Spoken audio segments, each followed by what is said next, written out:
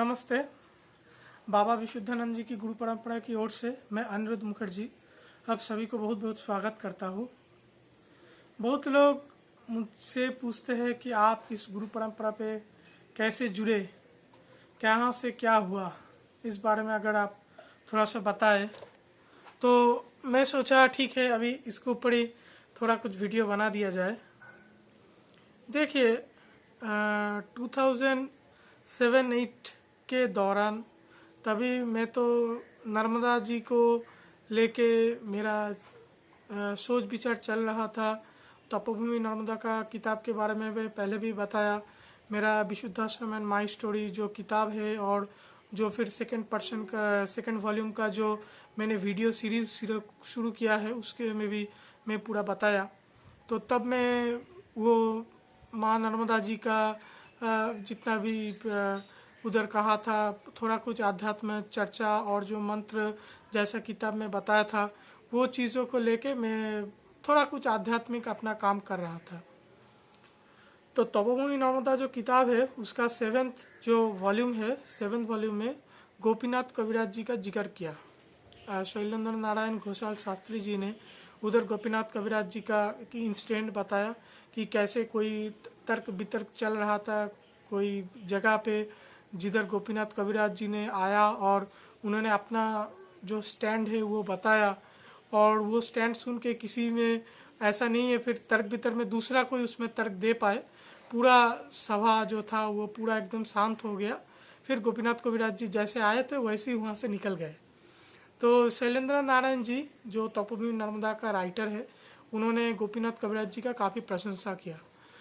तो मैं सोचा अच्छा ठीक है, इनके बारे में प्रशंसा किया, ठीक है गोपीनाथ कविराज जी के बारे में अगर बाद में कुछ मिलता है तो उसके बारे में भी हम देखेंगे। तो वैसे वो तो हो गया, बस वो नाम मेरा दिमाग में रजिस्टर्ड था। तभी मैं इधर बर्धमान में एक किताब है बर्धमान सहायिका करके, जहाँ पे बर्धमान के बारे में थोड़ा सा एक मैनुअल आप कह सकते हो वैसा किताब है। वो किताब में देख रहा था तभी उधर था बर्धमान यूनिवर्सिटी का जो किताबें है उसमें लिखा था तांत्रिक साधना और सिद्धांत, 2 वॉल्यूम मिलता है और रिटिन बाय गोपीनाथ कविराज। तो मैं सोचा अरे गोपीनाथ कविराज जी का किताब बर्धमान यूनिवर्सिटी में मिल रहा है, ठीक है चलो। तो मैं उसी दिन मैं बर्धमान यूनिवर्सिटी गया और फिर वो किताब मैंने लेके आया। बाद में मुझे पता चला गोपीनाथ कविराज जी का जितना भी किताब है तो वहाँ पे वो तांत्रिक साधना सिद्धांत वाला किताब वो बर्धमान यूनिवर्सिटी को देके गए कि नहीं वो आप लोग ये किताब छापो, जो रॉयल्टी मिलता है कुछ हिसाब होगा। और ऐसा भी है कभी गोपीनाथ कविराज जी ने बर्धमान यूनिवर्सिटी के अंडर भी काफ़ी उसमें सुपरवाइज़र थे, उनके अंडर में लोग पीएचडी डॉक्टर करते थे बर्धमान यूनिवर्सिटी से भी। तो वो ताल्लुक भी गोपीनाथ कविराज जी का था। और जो मुझे पता चला उनका कोई लड़की या लड़की का शादी ऐसा कुछ बर्धमान में हुआ, ऐसा भी कुछ है। उतना डिटेल्स मुझे ठीक से मालूम नहीं है जो खैर। तो उधर मैं यूनिवर्सिटी गया और वो किताब लेके आया तांत्रिक साधना सिद्धांतों, और वो किताब मैंने पूरा पढ़ा। देखिए मैं तो बचपन से काफ़ी किताबें पढ़ता हूँ, केवल मेरा स्कूल बुक और कॉलेज की किताब छोड़ के मैं हमेशा बहुत किताबें पढ़ता था। अभी किताब पढ़ना थोड़ा कम हो गया, अभी तो सब मोबाइल में घुसे हुए हैं। मैं हमेशा खुद को मैं कोसता हूँ अरे क्या चल रहा है भाई। मैं बहुत किताबें पढ़ता था, माने एक किताब पकड़ के उसको ख़त्म करके फिर वहाँ से उठने का, ऐसा नहीं 5-10 दिन से कोई किताब पढ़ रहा है, ऐसा नहीं, एक सीटिंग में ख़त्म होना चाहिए किताब, इतना ऐसा मैं किताबें पढ़ता था। तो तांत्रिक साधना सिद्धांत लेके आप पूरा बैठ गया किताब लेके। वो किताब पढ़ने के बाद मेरा दिमाग पूरा घूम गया। माने मुझे लगा ये क्या है, माने ये जो लिखा है उसका कुछ ठीक नहीं है क्या, मेरा दिमाग ठीक नहीं है, चीज़ों को पकड़ ही नहीं पा रहा हूँ। अभी मैं पिछले बहुत साल से मैं आध्यात्मिक किताब पढ़ता हूँ और मुझे कभी ऐसा नहीं लगा कि कोई चीज़ मुझे समझ में नहीं आया। इतना हाई स्टैंडर्ड का तो मुझे मेरा कभी नहीं था। तो तांत्रिक साधना सिद्धांत पढ़ के फिर मेरा दिमाग घूम गया। मुझे लगा था ठीक है चलो कुछ सॉलिड बात हो रही है, पर ठीक है मैंने ठीक हजम नहीं हुआ ऐसी वाली बात, ठीक है। तो फिर वो चीज़ तो वहाँ पे ही हो गया। फिर एक देश करके एक मैगजीन मिलता है, फिर हमारा जो दुर्गा पूजा होता है, दुर्गा पूजा के दौरान जितना भी मैगजीन मिलता है उसका एक एनुअल वर्जन निकलता है। एनुअल वर्जन में काफ़ी सारे एडवर्टाइज रहते हैं, उपन्यास रहते हैं, जाके दुर्गा पूजा के दौरान वो किताब पढ़ के लोग अपना इंटरटेनमेंट कर सके। तो वैसे देश पत्रिका का कोई वॉल्यूम में देख रहा था, घर पे आया था, शायद मेरा मम्मी के कॉलेज से आया होगा ऐसा कुछ। तो देखते देखते मुझे एक एडवर्टाइजमेंट मिला कि प्राची पब्लिकेशन का किताब है गोपीनाथ कविराज जी के बारे में।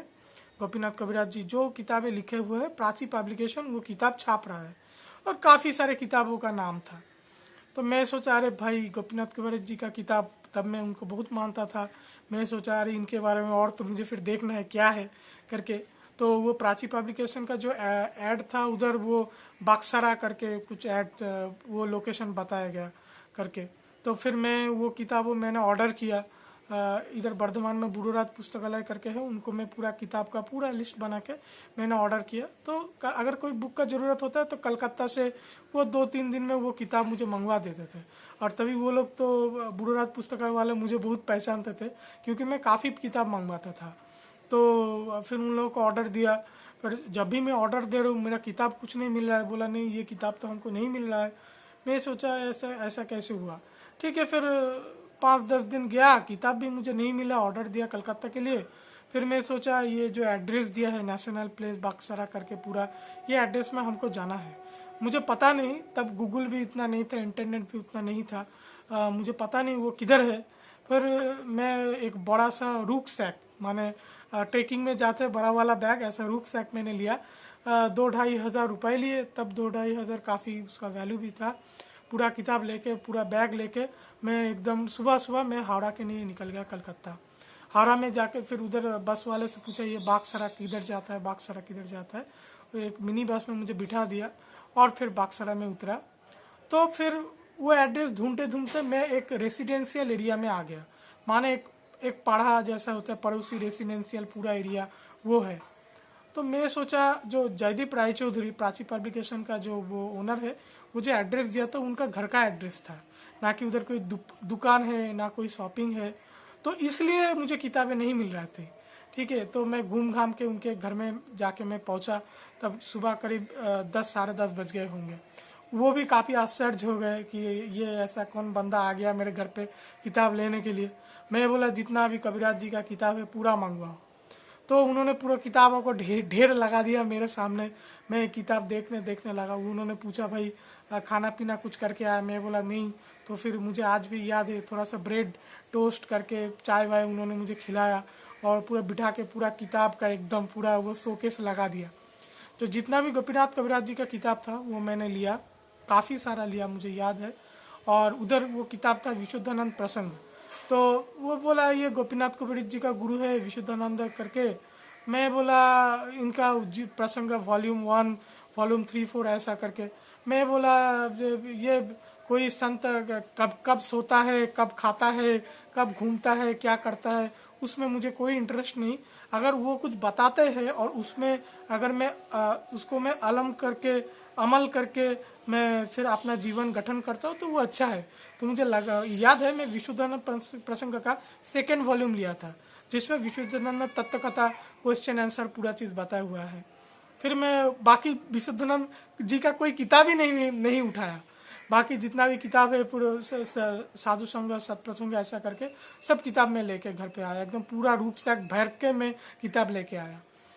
फिर मैं वर्धमान में बैठे बैठे फिर पूरा किताब एक एक करके पढ़ना शुरू किया। तो गोपीनाथ कविराज जी के जितना भी किताब आप ले लीजिए, ज्ञानगंज के बारे में क्या, सूर्य विज्ञान के बारे में क्या, आप बोलिए विशुद्धानंद साधु संग सत्प्रसंग जो है उसमें जो किधर भी विशुद्धानंद परमहंस जी का जिक्र है, थोड़ा थोड़ा जिक्र है। तो वो चीज़ पढ़ते पढ़ते मुझे विशुद्धानंद जी के बारे में थोड़ा बहुत पता चला। पहले भी मैं एक किताब है हम लोगों का बंगाली में काफ़ी फेमस है, भारतीय साधक साधिका शंकरनाथ राय, जहाँ पे करीब करीब आप 200 संत का जीवनी है। तो उधर भी विशुद्धानंद परमहंस के बारे में थोड़ा कुछ नोट था, वो याद था। और बाकी गोपीनाथ कविराज जी के लिखावट में पढ़ा और उधर किताब में विशुद्धानंद जी का फोटो भी देखा तो मुझे बहुत अच्छा लगा। फिर मुझे और भी आग्रह हुआ और जयदीप दा भी मुझे बताया था कि कलकत्ता में कौन कौन दुकान में उनका किताब मिलता है। तो अगली बार अगर ऑर्डर करना है तो वर्धमान में उस एड्रेस में अगर भेज देंगे तो किताब मुझे मिल जाएगा। तो फिर मैंने विशुद्धानंद प्रसंग जो किताब में तब मैं छोड़ के आया वो किताब मैंने मंगवाया और मुझे अभी भी याद है विशुद्धानंद प्रसंग का पहला वॉल्यूम, जिसमें बाबा जी का जो जीवन है उसमें बारे में लिखा हुआ है, वो किताब मैं लेके आया, आफ्टरनून शाम को मैं लेके आया और फिर मैं अपने घर पे बैठ के मैं उसको पढ़ने लगा। 2 घंटा में किताब पूरा ख़त्म हो गया और मैं काफ़ी एक्साइटेड हो गया कि बाबा का वो बाण लिंग के बारे में मुझे पता चला, वो जो वो अपने सिर के अंदर रखते थे वो बंडुल में प्रतिष्ठित है, ऐसा ऐसा करके। तो मैं काफ़ी एक्साइटेड था, ये बर्धमान में बंडुल कहाँ है भाई, ठीक है। तो फिर अगले ही दिन, हाँ अगले ही दिन मैं बस स्टैंड गया, बर्धमान बस स्टैंड में पूछने के लिए बंडुल कहाँ पड़ता है। तो तभी उधर जो बस वाले सब रहते वो मुझे बता रहे, वो देखो बस बंडुल के लिए जा रहा है।